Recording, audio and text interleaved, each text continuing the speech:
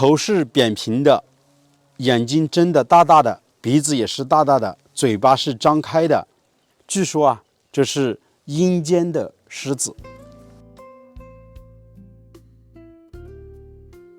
大家好，我是石头。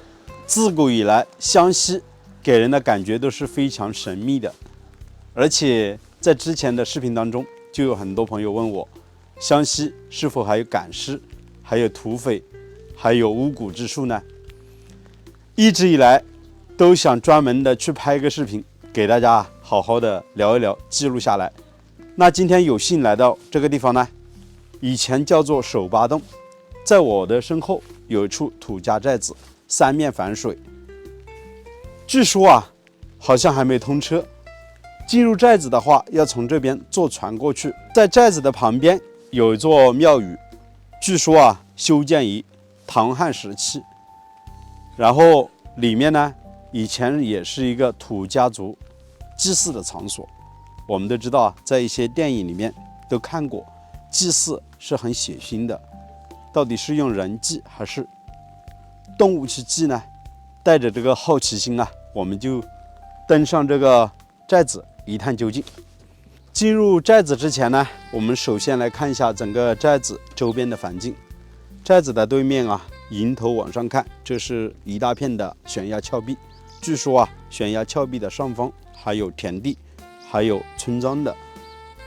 然后呢，这边也是著名的幽水河。这条河的水面呢，我们目视一下，将近有200来米。寨子呢就在我们的对岸，从这边看过去啊，好像有几十户人家，大部分呢好像都是木质的吊脚楼。然后沿着这边看，就是庙宇的所在地了，就在我手指的方向。然后这边看过去啊，也是一大片的悬崖峭壁。想要进入沙湾村啊，挺不容易的，因为这边好像是不通车啊，所以我们只能把车停在这块区域，然后步行走过去，有处码头，从那边呢乘船过去。船家已经过来了，这边啊，每次要到寨子里面，都要从这边打上电话，叫船家从那边过来。其实啊，整个寨子我在想，老百姓的生活出行还是挺不方便的，尤其是一些比较重的一些物资，要搬到家里面，挺麻烦的，每次都要坐船。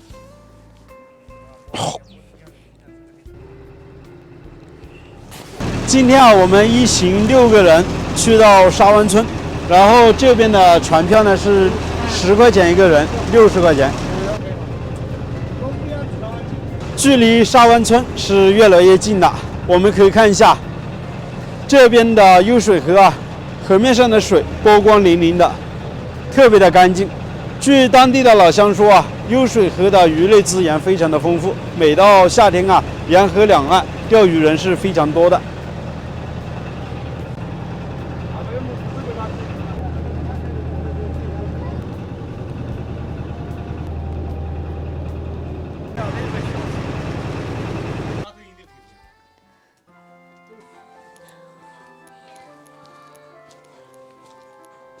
进入寨子之后，映入眼帘的是土家族典型的吊脚楼，青色的木房子。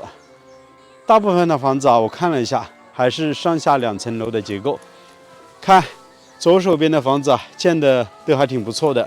然后有个小小的庭院，庭院的位置啊，用河里面捡回来的石头做了一个护栏。然后这边啊，是一个进入寨子的大门，上面呢挂了一个大牛头，这就是土家族的一个标志。这边的一砖一瓦，我觉得都挺不错的。然后这是一条进入寨子的小路，底下铺的都是青石板，两边呢用石头垒砌的矮墙。嘿，这边还有一座石头大门呢。然后这个位置是当地老百姓的菜地，也是用这样的石块垒砌的这个院墙。寨子里面走了一圈，还挺宽的。寨子里面的小路啊，错综复杂，到了晚上，估计还会迷路呢。好在啊，路边到处都是这个指示牌。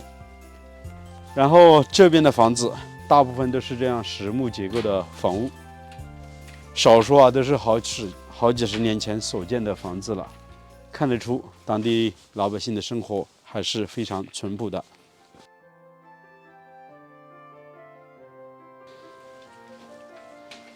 走在这样的乡间小道，想起了小时候的家乡。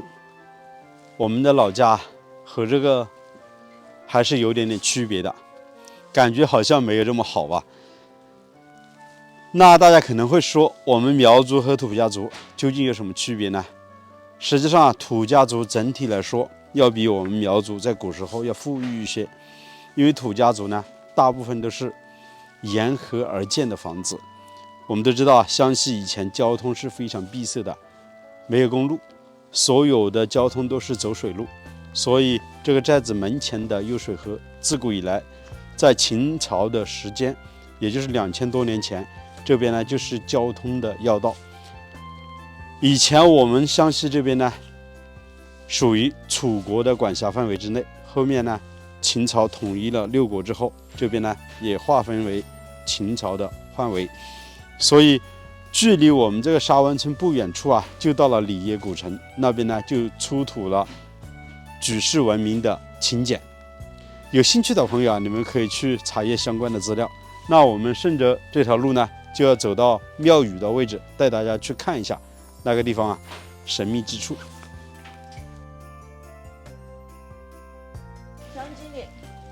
是不是啊？是的嘛。这处庙宇呢，也叫做八部大王庙，就在我的身后，手指的方向。待会儿呢，我们要走过去看一下。我们要去看的这个八部大王庙呢，在沙湾村的对面，这边就沿着这个台阶小道往上面走。几百年前的庙宇，究竟现在什么样子的呢？有点好奇哦。这边啊有块碑文，上面写的是湘西州重点文物保护单位八部大王神庙遗址。从这边走过去，将近有30米左右。好，哇，整座庙宇的门楼还是挺气派的，青砖结构的。据说啊，这个门楼是清朝乾隆年间重新修建的。以前的这个整体房屋结构啊，在里面好像还是可以依稀可见的，走进去看一看。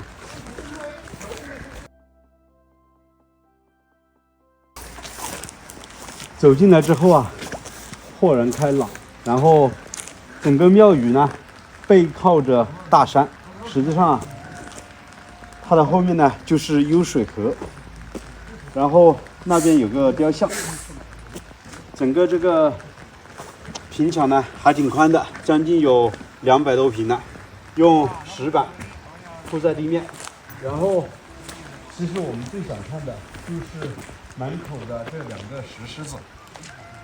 大家见过这个雕像吗？我们可以近距离的来看一下，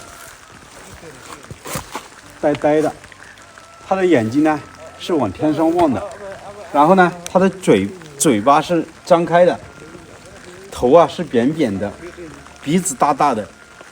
在我们土家族，老百姓的一个记忆当中啊，就是流传下来一个说法，叫做吞口。然后呢，当地人啊更喜欢把它叫做阴间的狮子，也就是在地底下。自古以来呢，中国都有一些神话故事传说，说啊这是阴间的狮子，然后它常年累月都是在地底下生活，它的头呢总是扬着，可能呢这个庙宇所在地呢就是镇守一方的一个代表，然后呢守护着这边的老百姓，世代的繁衍生息。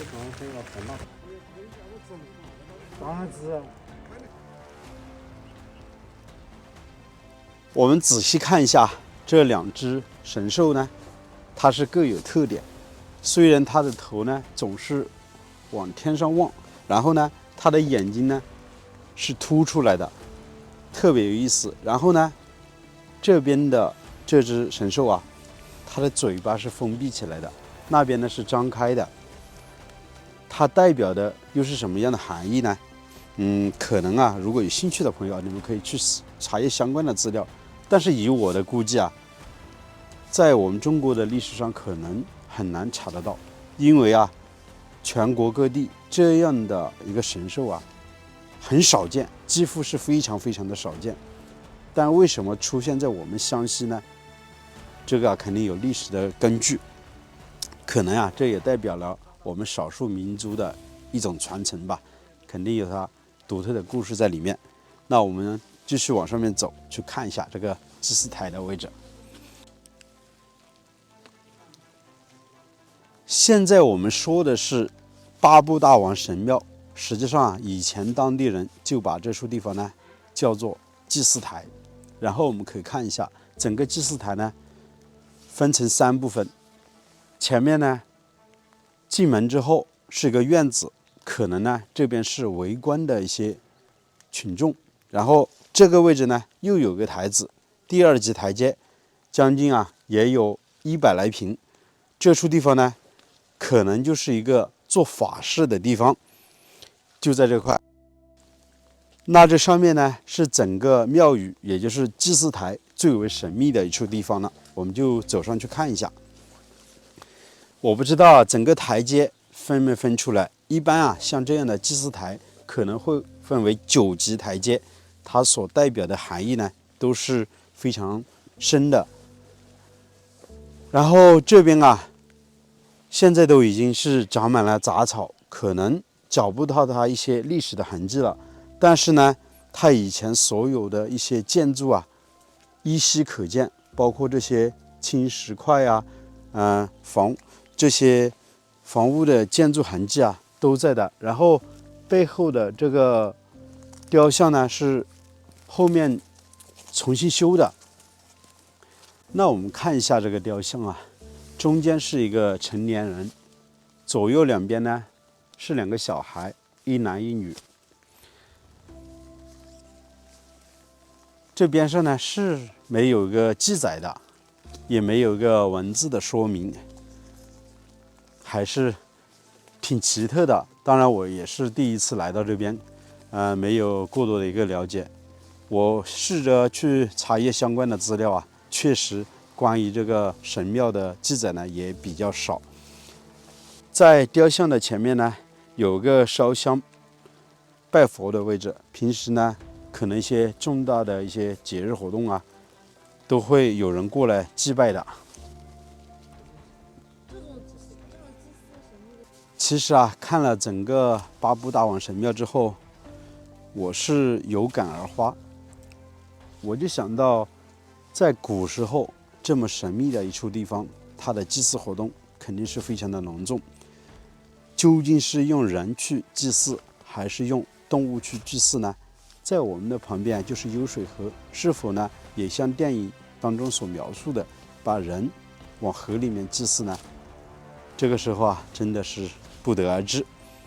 带着这些神秘，也带着遗憾，我们也要离开沙湾村，也要离开这个神庙遗址了。如果有懂的朋友啊，也欢迎你们在评论的下方留言，告诉石头，好不好？那这期的视频啊，就为大家分享到这里，我们下期再见，拜拜。